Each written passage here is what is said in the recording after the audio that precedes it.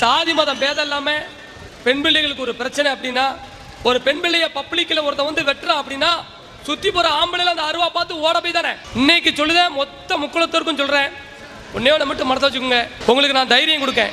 பொது இடங்கள்ல ஒரு பெண்களையோ, அது எந்த சாதியா இருந்தாலும் சரி, ஒரு பெரியவரையோ எவனாவது ஒருத்தன் தாக்குனா, ஒரு பெண் பிள்ளைய அருவலா விட்டு விரட்டானா அவனை தூக்கி போட்டு மிதிங்க, இல்லைன்னா நான் உங்களை ஜாமீன் எடுக்கேன்.